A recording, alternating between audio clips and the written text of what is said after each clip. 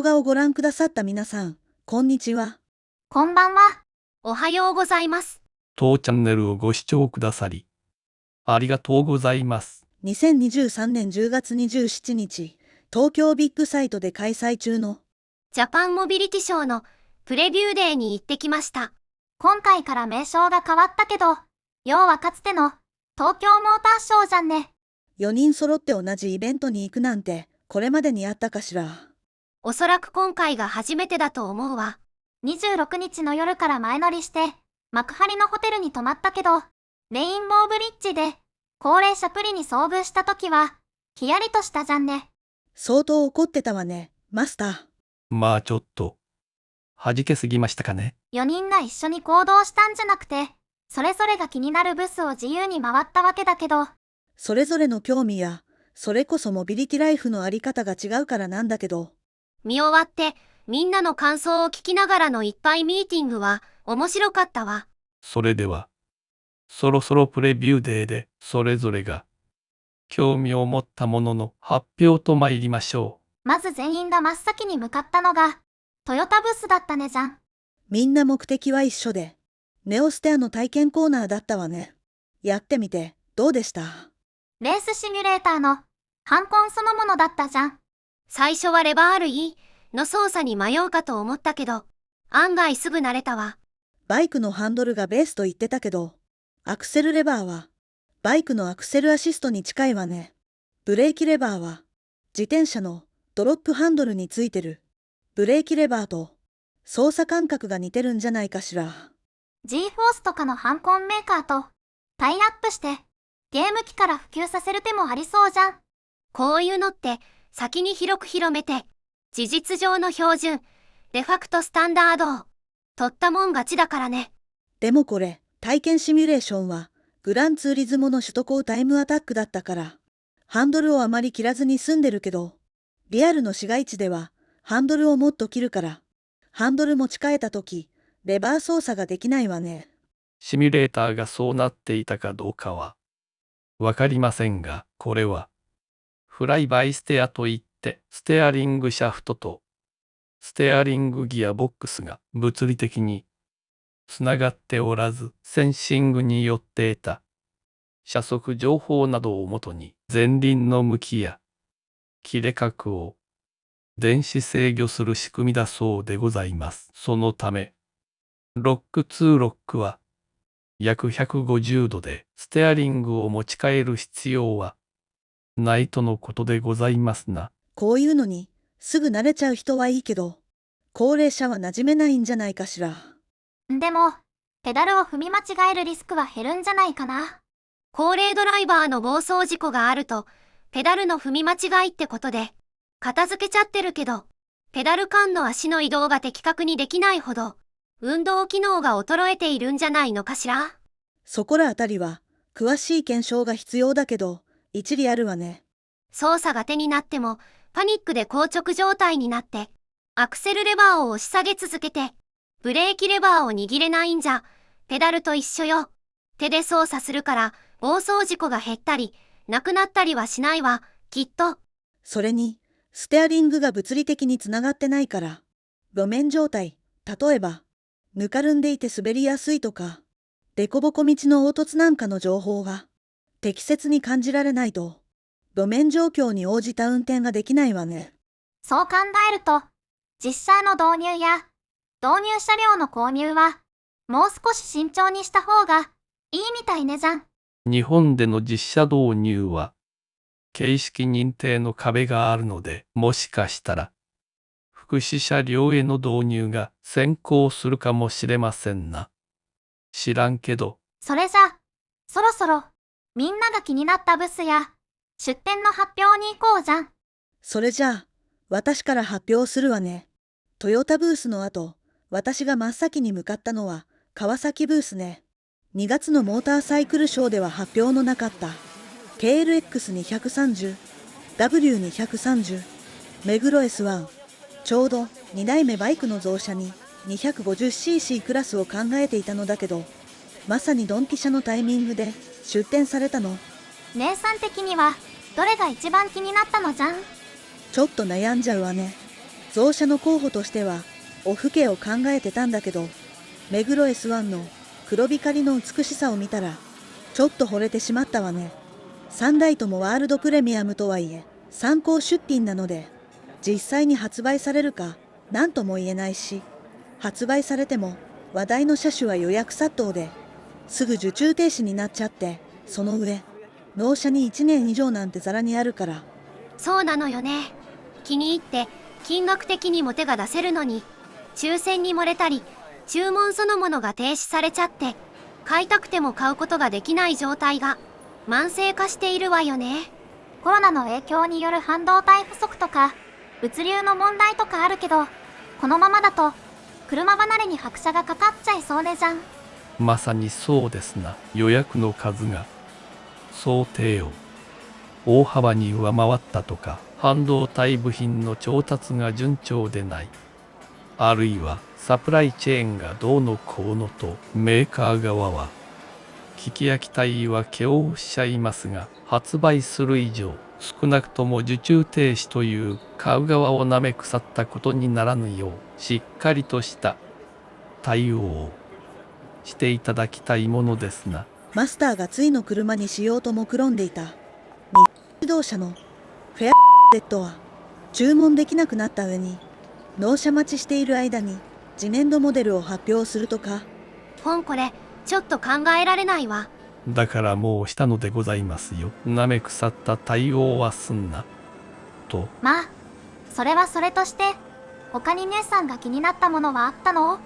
あと気になったのは忍者のハイブリッドと電動バイクの忍者 E ね。忍者 E は最高出力が 9kW、12馬力ってことだから、馬力的には 125cc 以下の原付2種相当になるけど、トルクが 40.5Nm、4.1kg/10m って、忍者400の 37Nm、3.8kg/10m より大きいのよね。それでいて車重は 27kg 軽い 140kg だから、市街地でのゼロスタートでは 400cc バイクか、それ以上の加速が望めそうだわ。でも、電動バイクって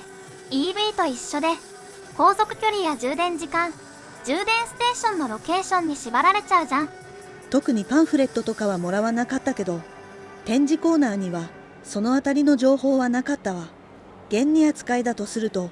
高速道路の走行はないから、満充電で 200km くらい走ってくれればいいとこじゃないかしら。ちょっと遠出した時、出先に充電ステーションがないと帰れなくなっちゃわない？行き先が充電ステーションのあるとこ限定になりそうじゃん。そういう心配はやっぱし当然よね。バッテリー劣化による航続距離減少の問題もあるし、やっぱ電動バイクはご近所専用の遠出はしないスクーターにしといた方が良いのかも。それ考えるとハイブリッドの方が現実的、実用的かしらね。スペック的にはどんな感じ？排気量 451cc のエンジンとモーターの組み合わせってことになってるわ。排気量からして大型自動二輪ね。エンジン出力が 43.5kW、59馬力で、トルクは 43.6Nm、4.4kg/10m。モーター出力が 9kW、12馬力、トルクが 36Nm、3.7kg/10m。システム全体では 51.1kW、69馬力、60.4Nm、6.2kg/10m だから、最高出力は私の SV650X の 76.1 馬力より10馬力ほど少ないわね。トルクは私が 6.5kg/10m だからほぼ一緒ね。問題は私の車両重量が 197kg に対して 227kg と 30kg 重たいことね。じゃあ、乗り換えはなしって感じ？今んとこは増車で考えてるわね。しばらくは65ネッサンのままだねじゃん。さっきも言ったけど、発売されても買えるかどうかわかんないしな。他になければ次の発表に移りませんかな。そんじゃ、次は僕が発表しますじゃん。僕が真っ先に行ったのはダイハツブースじゃん。あら、鈴木じゃないのね。ビジョン5点を見たかったじゃん。お散歩でもなかったのね。そうなんだじゃん。どっちもオープンカースタイルが共通だけど、どうしてコペンなの？先代コペンの丸っこいデザインが好きだったからじゃん。二代目コペンの角張ったオラオラデザインは好きじゃないんだって。我がオーナー。グレード展開見ると GR コペン含めて選びがいがありそうなんだけどね。あと、オーナー的にはやっぱり FR ってとこが気になったみたいじゃん。でもこれって2シーターだからギアちゃんみたいにアウトドアアクティビティはちょっと無理じゃないかしら。車中泊はほぼ無理だから、そうなるとこちらも増車？どうなんだろうじゃん。やっぱ販売されるかどうかと買えるかどうかで考えるんじゃないかな。おとりになられたビデオ映像の運転席周りを拝見いたしますと、ステアリングホイールやインパネ、シフトレバーあたりに小モデルにありがちな作りの小ささが見えますな。外観的には初代コペンの面影を残しながら、ヘッドライト周りのシグネイチャーだとか、軽カー枠を超えたことでリアフェンダー周りのボリュームだとか、今風のデザインになってるわよね。リアのコンビランプをクリア仕様にすると、ルーフを閉じた状態で、パッと見、どっちが前で、どっちが後ろか、わかんないとこまで再現されてるねじゃん。私はオープンカーはちょっと。なので、これがクローズドボディデザインだったら触手が動いたわね。オープンカーに何かトラウマでもお持ちですかな？以前、フォルクスワーゲンのゴルフ GTI カブリオレだったんだけど、うわ、おしゃれ。雨の日、乗り降りするのにドアを開けると、A ピラーとホロのつながり目から大量の雨水がシートの上にそれこそ滝のように流れ落ちてきて、シートがびちゃびちゃになっちゃうのよね。それでもオープンカーはコリゴリ。でもオーナー、鈴木のカプチーノ探してたんでしょう、最初は。あの当時 AZ1 は生産終わってたし、中古も結構高値だったと。本当に偶然で私と出会ったのよね。他に気になった車はございましたかな？次に、鈴木のスイフトコンセプトを見に行ったじゃん。次期スイフトということで、ほぼ発売が確実視されてるわよね。わかってたけど、展示にスポーツがなかったんで、がっかりしたじゃん。ステアリングやインパネのデザインも割とコンサバで、ちょっと面白みには欠けてたわね。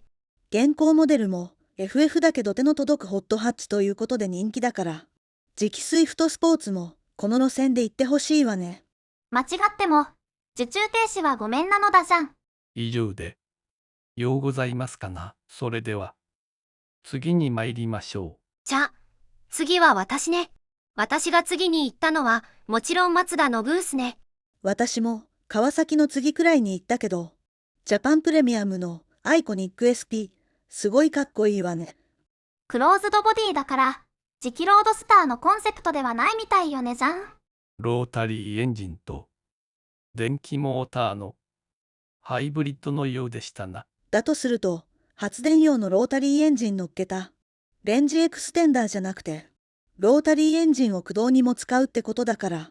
ファンが待ち望んだ、本当の意味でのロータリーエンジン車の復活になるじゃん。マスターのついの車にしたら Z は諦めて。確かに美しいデザインでございますし、ロータリーエンジン車のオーナーになってもみたいですが、いろいろと難しそうですな。まず、バタフライウィング式のドアが引っかかりそうね。リトラクタブルのヘッドライトも、今はダメになったんじゃなくね。その他に、ロータリーエンジンであるがゆえの問題、例えば、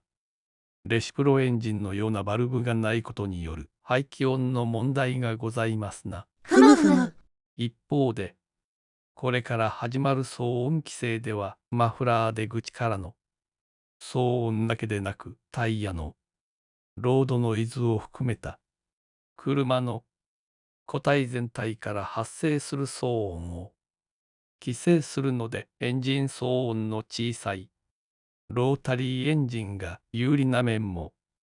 ございますな。あとはやっぱり何度も言ってるけど、受注停止にならないようにしてほしいわね。発売しました。でも、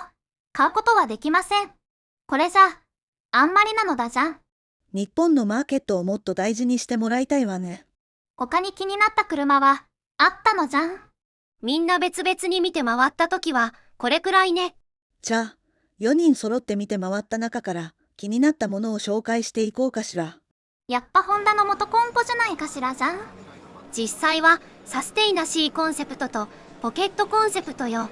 これってマスターが若い頃流行ったやつのオマージュ。確かに、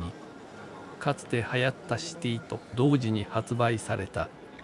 原付一種の元梱包もしているようですな。シティってどのくらい流行ったの？これは初代でして1980年代前半に大流行りしましたな。愛くるしいルックスから女性、特に大学生女子の受けが良かったと記憶しております。他に一世を風靡した車としてマツダのファミリア、ホンダのプレリュード、日産のシルビア、こんなところが女子受けの良いいわゆるデートカーと言われておりましたな。式は売れたけど元コンポは売れたの？車のラゲッジスペースの関係もあって元梱包を積むと他の荷物が積めない。実際に積むと車内がガソリン臭くなるなどで積んで持ち運んだ方は少なかったようですし、元梱包自体も街中で見ることはほとんどありませんでしたな。今回ホンダはプレリュードコンセプトも出展したわね。デザイン的にはデートカーと言われた2代目でなく4代目に近いスポーツクーペよりとしていますな。前々からホンダが言ってた EV にもスポーツモデルを投入してドライビングプレジャーを追求し続け、そして継承していく。おお、具現化したコンセプトモデルね。これも価格設定やデリバリーの都合とかで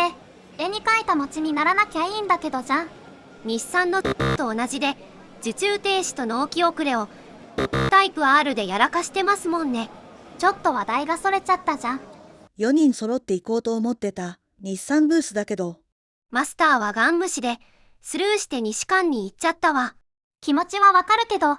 じゃん。ジャパンプレミアムというかサプライズ発表というかで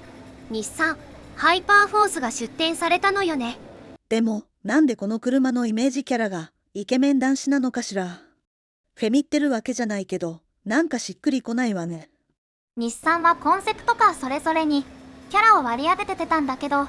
どれもこれもしっくりこなくて逆に笑えたじゃん。僕的にはこの辺り見てるとマスターの言ってるやっちまってる日産がすっと入ってくるわね。ハイパーフォースにしても全固体電池を使って最高出力 1000kW ってこととリアのランプが丸型ってこともあって次期 GTR じゃないかって言われてるけど、スペックがどうなるかわからないけどどうせお高いし注文も抽選な上に納期も待たされるんでしょ。どうせ他のブースには発売が期待されるコンセプトカーがあったけど、ここは未来デザインで現実味のないものばっかりだった印象だわ。 EV 化を推し進めてることもあって日本の自動車メーカーで唯一フォーミュラ E に参戦しているのは評価できるわね。ホンダの F1 みたいに撤退と参戦を繰り返しては欲しくないのだじゃん。でもマスターじゃないけど魅力的な車はあっても事実上買えない車ばっかりなのはいただけないわね。ということで西館のマスターと合流するまでの間、少ないけどコンパニオンさんの写真でお楽しみください。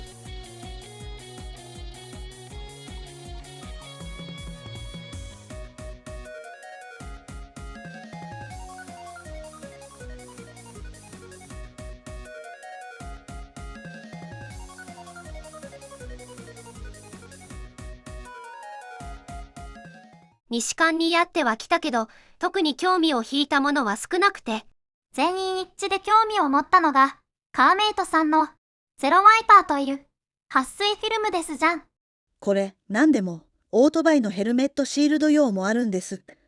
AZ1 のドアミラーも表面の水滴が取れなくて雨の日はかなり見づらいのよね。今のところ一部の二輪館での限定発売ってのがネックだわ。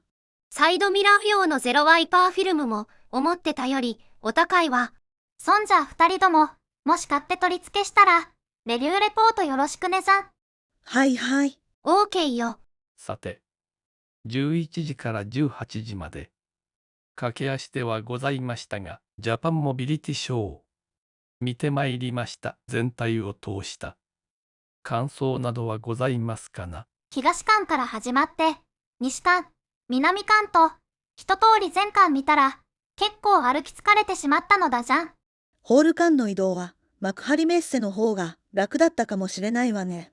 期待しすぎちゃってたのかもだけど、ちょっと期待外れというか、後に3年先に実際に発売される、そんな期待感のある車が少なかったように感じたわ。そうね、次世代モビリティって言っても実感がまだまだ薄いわね。この4人は、完全 EV にはまだまだ否定的だし、車両価格の他に、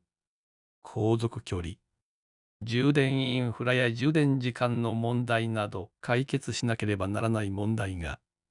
多々ありますからな。BEV はこの頃じゃ本当にカーボンニュートラルなのか疑問視もされてるわ。日産の桜みたいに、遠出はしない、毎日家庭で充電できる、っていう割り切った使い方じゃないと、実際には使える車にならないよじゃん。何社か運転そのものを楽しむ車のコンセプトカーが出展されていて、中には2、3年先には出てきそうなものもあったけど、デリバリーにはやっぱ不安しかないわね。2018年7月発売の JB64W ジムニーあたりから納車待ち1年以上が多発しているんだじゃん。話題の車の中で受注を再開できたのはトヨタの GR86 くらいでしたかな。魅力的な車が発売されても納期が年単位だったり、受注停止でそもそも注文できないんでは。納期に関する問題が常態化、常習化してしまうのが一番怖いですな。新車の納期が1年以上ってのが当たり前のようになっちゃうってことを。それに伴ってメーカーやディーラーに納期に関する意識が低下していくのではないかと危惧しておる次第です。フェアレディットの納期や受注に関して説明責任を果たしているとは思えないにを見ていると、マスターの危惧するところもうなずけるわね。それに、何でもかんでも抽選予約になっちゃいそうな気がするんだじゃん。GR カローラがそうだったわね。噂じゃ。ラインにスモのベース車もディーラーが抽選にして販売しているそうね。大衆車に比べれば、販売の絶対数が少ないから、台数限定にして確実にさばきたいのはわかるんだけどじゃん。抽選か、早い者勝ちかって選択をユーザーに迫るのはビジネスとしてどうなのかしら。GT3 車両みたいに、レースのベース車ならまだわかるんだけど。なんか、リソースの配分を間違ってね。って感じじゃんね。2030年以降、内燃機関が認められなくなるのを見越してたり、EV で先行している中国を意識して、そっちにリソースの多くを振るのはわかるんだけどね。発売するなら、きちんとユーザーの手元に届けてほしいわよね。いくらコンセプトカーとはいえ、そのままのデザイン、スタイルでは、絶対出てこない小モデルを、わけわかんないダンスパフォーマンスで、これでも買って見せられるのも、そろそろ縮小気味なんだじゃん。ビジョンコペンにしろ、プレリュードコンセプトにしろ、確実に納車されるなら、もっとワクワクしたかもしれないわね。日産も2013年東京モーターショーで公開された IDX コンセプトの進化系や、2021年欧州日産が発表したフルエレクトリックシルビアのその後があれば、もうちょっとワクワクしたかも。この先、姉さんが、どんな車を買うのか、興味津々なんだじゃん。スポーツモデルに関しては、来年の東京オートサロンに期待しましょう。それじゃあ、この辺で、ジャパンモビリティショーのレポート、感想発表を終わりたいと思いますじゃん。最後までご視聴いただき、ありがとうございました。もしよろしければ、次の動画でお会いいたしやしょう。今日も、明日も、明後日も、その先もずっと、ご安全に。